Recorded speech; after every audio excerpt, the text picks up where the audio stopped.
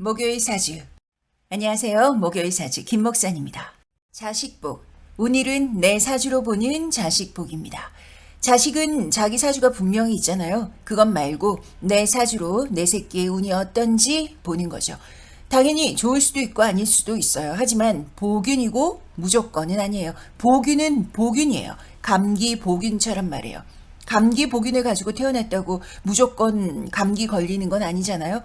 내 사주의 자식복이 약해도 자식이 잘 될 수가 있어요. 무조건적인 절대값은 아니다라는 거죠. 그럼에도 내 사주로 볼 때 자식이 잘 될까 안 될까 약할까 튼튼할까 뭐 나한테 효도할까 안 할까 내 곁에서 빨리 떨어질까 아닐까 유추가 가능한 거예요. 들어가 보겠습니다. 일단 용어의 교통 정리부터 좀 하겠습니다. 이건 제가 쓰는 용어의 구분이긴 한데요. 내 사주 안의 자식복에서도요. 자식의 앉은 자리와 자식과의 관계를 구분지어야 돼요. 자식의 앉은 자리는요. 나와 상관없이 자식운 자체가 어떠냐는 거예요. 선천적으로 자식의 운이 타고나길 좋은지 안 좋은지 보는 거죠. 그렇다면 자식과의 관계는 뭘까요? 나와 상관이 있겠죠. 나와 내 자식의 관계가 좋은지 안 좋은지 그리고 자식의 타고난 것 말고 후천적인 운이 어떤지 보는 겁니다. 그런데요. 자식복을 말할 때 이럴 때 꼭 물어보시죠. 그러니까 이 자식의 앉은 자리라는 것이 또는 자식과의 관계라는 것이 몇 번째 자식을 얘기하는 건가요? 첫째인가요? 둘째인가요? 뭐 이렇게 물어보시는데요. 이것은요, 내 사주 안에 자식복의 평균 값이에요. 내 사주 안에서 자식복이 괜찮으면 보편적으로 뭐 첫째고 둘째고 관계없이 평균 이상인 거예요. 괜찮다라는 거죠. 자식도 잘 되고 나와의 관계도 좋고 그런 거죠. 반대로 내 사주로 볼 때 자식의 운이 약하다. 그럼 평균적으로 약할 수가 있습니다. 자식의 호불호가 있다라는 거예요. 이럴 때는 내가 전부 자식을 케어하려고 하면 안 돼요. 다른 사람 또는 기관의 도움을 받고 또 자식에게 스스로 교육시키고 빨리 독립을 시키는 거죠. 그러나 분명히 해둘 것은 절대로 내 사주로만 결정 지으시면 안 된다라는 거예요. 무조건 액츄얼 자식의 사주로 평가를 해야 돼요. 내 사주만 가지고 자식이 어쩌니 저쩌니 뭐 덮어놓고 확정 짓지 않는다라는 것 잊지 마세요. 내 사주로 보는 자식복은 먼저 내 사주 안에 자식의 앉은 자리를 봐야 됩니다. 말씀드렸죠. 정확히는 앉을 자리죠. 이건 내가 아직 결혼을 안 했다. 자식을 안 낳았다. 그래도 나오는 거예요. 미리 정해져 있어요. 내 사주 안에 자식이 앉을 자리가 이미 뜨뜻해서 뭐 오기만 하면 자식이 편안하게 그림처럼 꿀잠을 자겠죠. 그런데 내 사주 안에 앉을 자리가 추우면 자식이 왔을 때 한 대서 벌벌 떨 수 있다라는 거예요. 아이고 무서워라. 자, 내 사주에 자식의 앉을 자리를 보는 방법이에요. 첫 번째는 시주입니다. 시주가 궁성론으로는 자식 자리잖아요. 그리고 십성으로 볼 때 여명에게 자식의 자리는 식상이고요. 그리고 남명에게 자식의 자리는 관성입니다. 여기가 내 새끼가 앉을 자리예요. 따뜻한지 차가운지 봐야죠. 잘 봐야죠. 첫 번째로 시주부터 보겠습니다. 시주로 볼 때는요. 시주의 정간 지지를 시간 시지를 다이렉트로 내려서 보는 거죠. 그래서 그 시주의 정간 지지가 어떤 12운성으로 앉았는지 보는 거예요. 이것을 겉법이라고 합니다. 남녀 불문이고요. 그럼 시주의 겉법을 어떻게 보냐? 만세력 앱에서 찾아보시라고 하나 꺼내봤습니다. 어딜 보느냐? 병진 일주고요. 시주가 정유시고요. 겉법으로 볼 때요. 정유시. 정유가 12운성으로 뭐죠? 몰라도요. 그래서 앱을 꺼냈잖아요. 외우셔도 좋지만 안 외우셔도 앱으로도 분명히 할 수 있죠. 여기. 아래에 괄호가 있잖아요. 이 괄호 안에 장생이라고 써 있죠. 이것이 시주의 겉법이에요. 아하, 장생이구나. 그럼 장생이 뭘까? 좋다라는 얘기죠. 장생 is 좋다. 뭐가 좋을까요? 다 좋다. 복잡하게 안 외우셔도 돼요. 앉을 자리가 따뜻하다라는 얘기입니다. 그렇다면 여기 이 괄호의 시주의 12운성이 어떤 글자로 와야 내 새끼 앉을 자리가 따뜻할까? 바로 장생, 걸록, 관대, 쇠, 제왕이 오면 따뜻하죠. 제왕은 호불호가 있지만 그래도 제왕도 길신입니다. 자, 8칸 다시 만들어서요. 그럼 언제 춥고 차갑냐? 시주가 거법으로 12운성이 절, 묘, 사로 들어올 때 이 자식의 앉을 자리가 약해질 수가 있죠. 그럼 미지근한데 평균 정도의 글자는 뭘까요? 목욕, 병, 양, 태입니다. 이렇게 12운성만 좀 구분을 지으시고요. 앱으로 확인하시면 돼요. 당부 드릴 것은요. 정색하고 감정 몰입하는 것은 좀 조심하셔야 돼요. 또 말씀드리지만 자식은 자식 사주가 있고요. 내 사주가 내 자식의 절대값은 아니고요. 설령 자식복이 약해도 개운법은 꼭 있어요. 저도 개인적으로 TMI를 좀 하자면요. 저도 자식이 힘들어요. 자식 아니고 자식일 때가 많고요. 그래도 어쩌겠어요. 각자 인생 각자가 책임지고 살아야죠. 자식이 도와달라고 하면 일정 부분 도와줄 수는 있어도 그래도 책임은 본인의 것이에요. 뿌린 만큼 거두고 네가 노력 안 했는데 요행을 바라지 마. 손 안 대고 코를 어떻게 풀겠어? 이것이 자존감 센 엄마의 타격감이 적은 비결입니다. 생각해보세요. 공부 부족했는데 시험 잘 치길 바라는 건 씨를 안 뿌렸는데 수학이 잘 되길 바라는 것과 똑같은 거예요. 아깝게 떨어졌대. 이런 건 없습니다. 한 만큼 결과가 나온 거예요. 붙을 만큼 안 한 거예요. 그러니 기도 이런 거 하지 마세요. 정직하게 현실 직시하시면 기도 안 해도 시험 결과를 알 수가 있겠죠. 그렇지 않겠어요? 자, 식상과 관성으로 넘어가겠습니다. 지금은 내 사주 안에 자식의 앉을 자리를 보고 있습니다.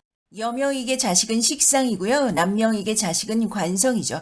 지금은 내 사주 안에 자식의 앉을 자리가 차갑냐, 따뜻하냐, 미지근하냐 보는 거예요.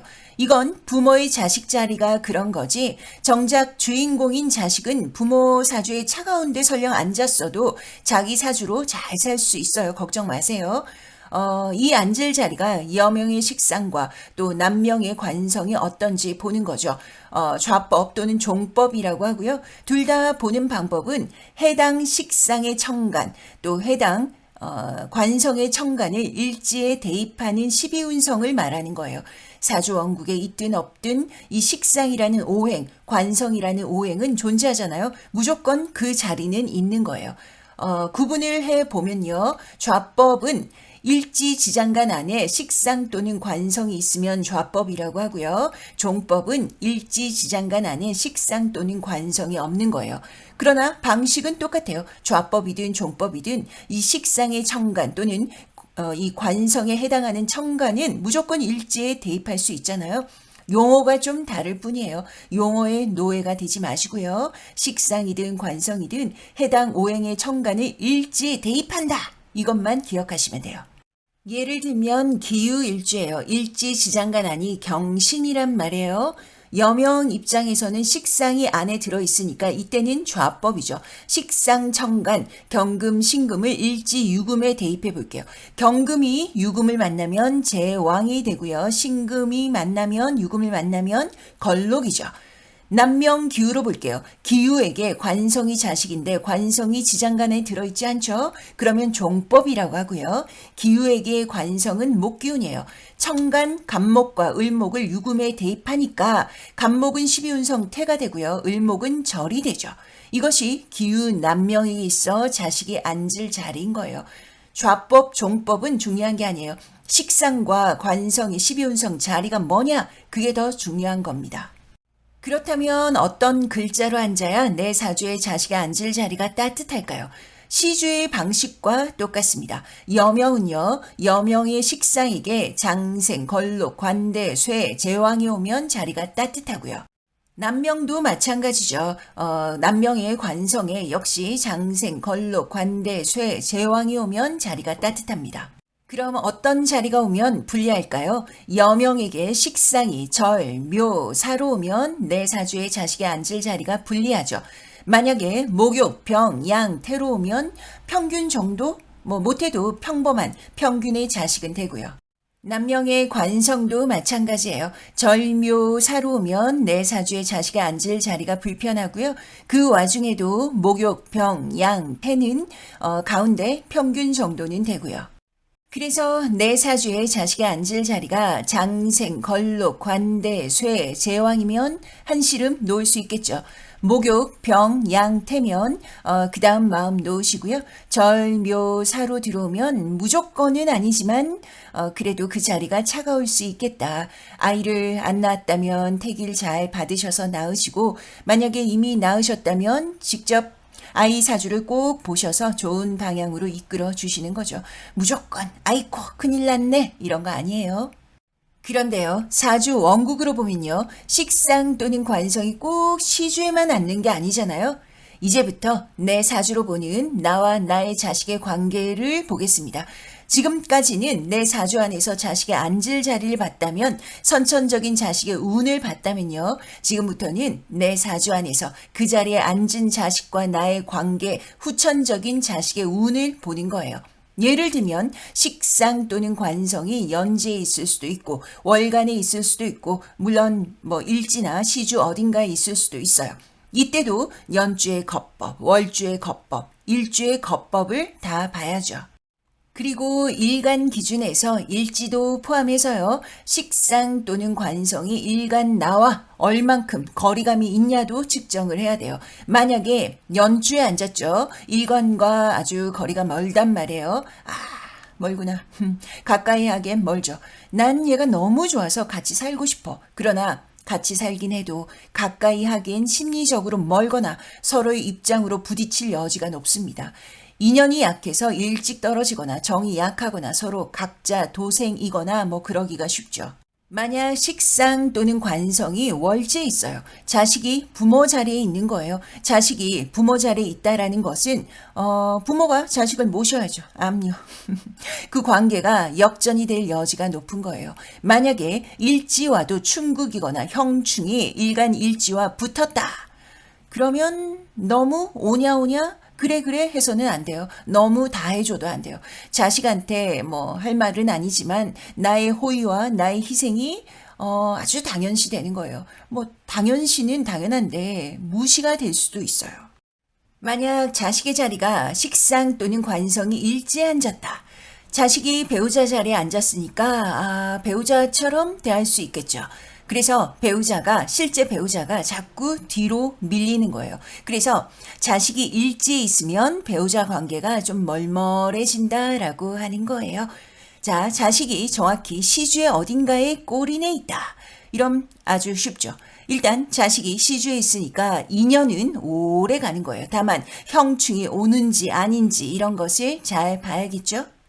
좀 더 깊이 들어가 볼까요? 멀고 가깝고 보다 더 들어가서 일주, 그러니까 일간과 일지가 내 사주 안의 식상 또는 관성과 어떤 관계냐 들여다봐야죠. 자식과 하하호호하는 관계는 뭘까? 일주, 즉 일간이든 일지가 내 사주의 식상 또는 관성이 합, 생, 용신, 천을 귀인이면 세상 좋습니다. 그런데 일주가 식상 또는 관성과 형충파의 공망, 인묘, 귀신이면 자식과의 관계가 좀 불리하죠. 내 사주로 볼 때 자식이 잘 안 풀릴 수도 있고요. 또는 나와의 관계가 약한 거죠. 일찍 연이 끊어진다든지 무정하다든지 여러 경우의 수가 있겠죠. 예를 들어 볼게요. 병진일주 여명의 자식 사주 보겠습니다. 여명의 자식은 식상이죠. 토기운이고 천간 무토 기토죠. 무토 기토를 일지 진토에 대입하니까 병진에게 식상의 12운성이 무토는 관대, 기토는 쇠가 되는 거예요. 아하, 앉을 자리가 좋구나. 그러나 지장간 보면요. 일지 진토가 을개무란 말이에요. 무토가 들어가 있죠. 이것을 식고라고 해서요. 식상이 고에 들어가 있는 거예요. 창고에 들어갔어요. 무조건 일지가 진술충미면 이 안에 육친이 들어가 있다. 그러면 좀 해당 육친을 세밀히 살펴보는 것이 좋습니다. 이럴 때 자식의 직접 사주를 꼭 볼 필요가 있고요. 왜냐하면 케이스 바이 케이스예요. 잘 될 수도 있지만 고에 있다라는 건 아무래도 어느 자식은 어려움이 따를 수가 있습니다. 여튼 지금은 내 사주 안에 자식복을 보는 것이고요. 이번엔 시주로 보겠습니다. 시주가 정유시로 되어 있네요. 겁법으로 장생이죠. 아하, 여기도 자리가 좋네요. 자, 이제 사주원국으로 식상이 어디 있는지 볼게요. 일지와 월간에 있어요. 거법으로 내려보면요. 일주는 바로 관대고 월주는 장생이죠. 아, 좋구나. 앉은 자리가 다 좋네요. 여기에 일주와의 이 관계도 한번 볼 수가 있는데요. 먼저 천간부터 보면요. 병화 일간에게 정화 기토가 충이 없죠. 또 지지도 심지어 합을 이루는 거예요. 진유합. 좋구나. 이 사주는 여명병진의 이 사주로만 볼 때 자식운이 좋다라고 하는 거예요. 전반적으로 좋죠. 자식의 운도, 자식의 복도, 또 자식의 덕도, 자식의 인연도 좋다라고 하는 거예요. 부럽습니다. 똑같은 사주로 남명 볼게요. 남명의 자식은 관성이에요. 관성은 수기운이고요. 수기운 천간은 임수, 개수고요. 이것이 일지 진토에 대입되니까 관성이 임지는 묘, 개수는 양으로 되죠. 지장간 보겠습니다. 일지 지장간 진토 을개무인데 개수가 앉았어요. 병진 남명도 지장간 안에 자식이 안에 앉은 거예요. 앉았는데 개수니까 양으로 앉았어요. 묘보다는 양이 좀 낮죠. 중간은 가죠. 그래도 고에 들어갔다라는 것은 광고니까 자식의 사주를 직접 보시는 게 중요하고요. 시주 볼게요. 정유 장생이에요. 아하, 역시 시주가 좋죠. 이제 진짜 수균 관성이 어디 있는지 볼게요.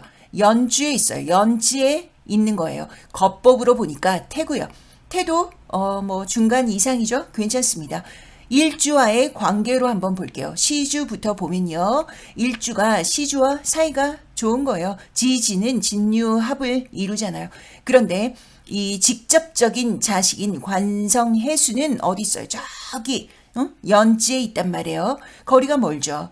자식이 잘 되는 것과 자식과 이 돈독한 것은 다른 개념인데 이럴 때 하는 말이에요. 시주는 괜찮은데 이 자식의 앉을 자리는 괜찮아. 하지만 관성 자체가 일단 멀리 앉았고 또 진토와 해수가 진의 원진이고 또한 병화 일간을 해수에 대입해 보니까 12운성 절이래요. 이런 사주는 자식의 운 자체는 괜찮죠. 그러나 덕을 보는 건 다른 개념인 거예요. 덕을 보기는 좀 어렵겠다. 알 수가 있습니다. 그래도 이런 구조는 평균 이상이에요. 괜찮습니다. 여기서 잠깐 만세력 앱을 좀 볼까요? 병화가 관성 해수와 만나면 절이 되는데요. 이 절은 끊어질 절자죠. 좀 자식 관계가 불리한 거예요. 만세력 앱에서 어디서 찾을 수 있을까요? 일간이 해수를 보면 절, 바로 여기 있네요. 괄호 위에 있죠. 어느 지지에 보든 12운성을 잘 모르셔도 되세요. 바로 여기 이 부위가 일간이 지지를 만날 때 표시하는 존이고요. 예를 들면 병화가 시지 유금을 보면 사가 되죠. 여기 월지 유금도 사고요. 이렇게 보시면 됩니다. 예시를 좀 변형해 볼까요? 참 많이 변했네요. 자, 또 병진이에요. 남명 병진인데 자식 관성의 포태가 역시 묘양이고요. 시주가 이번에는 기축이에요. 기축이 12운성 겁법 묘고요. 묘는 내 자식의 앉을 자리가 자칫 추울 수 있겠다. 지지도 일지가 시지와는 축진파가 되고요. 일지가 월지와는 진의 원진이 되고요. 자식의 자리도 자식의 관계도 자식의 운도 자식의 덕도 좀 약할 수가 있겠죠. 이럴 때는 이런 구조로 태어나셨다면 아직 자식을 안 낳으셨다면 꼭 택일 받으셔서 좋은 날 좋은 사주로 낳으시고 이미 낳으셨다면 자식 사주 꼭 보시고 또 너무 내 손으로 하나하나 다 해주려 하지 마시고 너는 너 나는 나 스스로 교육시키시고 빨리 독립시키시고 그러면서 함께 있는 동안 더 사랑하시고 그러시면 됩니다. 자, 여러분 사주에서요. 식상관성의 세력도 중요해요. 식상관성이 많고 적고 또 재성, 인성, 일간이 많고 적고도 아주 중요하죠. 하지만 아시죠? 그 어떤 사주도 앉을 자리가 따뜻해도 너무 이렇게 쏠림 현상은 조심하셔야 됩니다. 만약에요. 식상 또는 관성이 세력이 크다. 자식의 포션이 크다. 그럼 어떨까요? 자식이 비대해지면 사주원국의 숫자가 많으면 일간이 위협을 받겠죠. 나한테 자식이 너무 버거운 거예요. 반대로 식상이나 관성이 너무 쪼그라들어 있는 구조다. 그러면 일간 나에게 자식이 꼼짝 못할 수가 있겠죠. 기죽지 말라고 내가 품었더니 나한테 기가 죽는 거예요. 뿐만 아니라 식상 또는 관성을 공격하고 있는 구조도 당연히 자식의 운이 불리하겠죠. 좋은 관계는 뭘까요? 합은 바라지도 않아요. 일간일지 기준에서 식상 또는 관성 또는 이 시주의 자리와 형충이 없다, 충국이 없다, 공망이 아니다, 이것만 해도 아주 좋은 관계예요. 심지어 그런데 합까지 이뤘다, 이러면 진짜 좋죠. 하지만 아쉽게도 형충 극이 오면 아무래도 그 관계성이 애증이 교차되고 그리 좋다고 할 수가 없습니다. 다 했습니다. 지금 이것은 나의 사주팔자로 보는 나의 자식 복인 거예요. 만약 나는 자식 자리가 별론데 나의 배우자가 자식 자리가 괜찮다. 그럼 어떻게 해야 될까요? 콩고물이라도 얻어 먹으려면 배우자한테 잘해야겠죠. 그런데요, 배우자와 내 사주로 볼 때 한 명만 기가 막히게 자식 자리가 좋고 한 명은 너무 안 좋고 사실 이런 구조는 거의 없어요. 확률적으로는 비슷하게 가요. 왜냐하면 그날 밤 힘을 합쳐서 낳은 공동의 자식이라 그렇죠. 또 말씀드리지만 혹여 내 사주로 볼 때 나의 자식복이 약하다면 아직 낳지 않으셨다면 좋은 날 받으시는 것이 조금이라도 어떻게든 데미지를 줄이는 방법이라고 저는 생각합니다.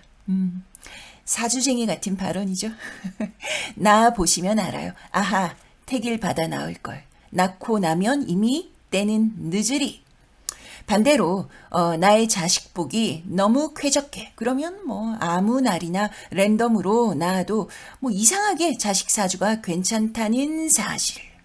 그래서 태기를 받아야 될까 말아야 될까, 그것은 아이를 직접 낳아 기르실 부모님 각자의 사주를 꼭 본 후에 선택하시면 됩니다. 당연히 직접 보실 수 있고요. 저는 늘 말씀드리지만 자식을 왜 낳겠어요? 돈 주려고 낳는 거예요. 자식 복과 상관없이 당연히 줄 건 주고 투자할 건 투자하지만 그래도 내 사주 안에 자식 복도 보고 또 나와 자식과의 궁합도 보고 여러 가지로 볼 때 적당한 선은 꼭 필요할 거예요. 자식 복이 약하다면 내 통장, 내 노후, 내 영혼을 다 털면 안 돼요. 자식이 내게 나의 노후를 보장해 주지 않거든요. 내가 너를 어떻게 키웠는데, 아이고, 그런 말 절대 하시면 안 돼요. 안 돼, 안 돼. 설령 우리는 윗세대에게 그런 얘기를 듣고 살았어도 우리 후대에게는 하면 안 돼요. 우리 현명하게 살자고요. 자, 가보겠습니다. 다음 시간은 난산 난임에 대해서 얘기를 해보도록 하죠. 그러나 아마 당장은 못 올 것 같고요. 저의 개인적인 산재된 일들을 좀 쳐내고 오겠습니다. 그래도 한국 사람답게 되도록 빨리빨리 오겠습니다. 여기는 목요일 사주, 저는 김 목사입니다. 다음 시간 뵐게요.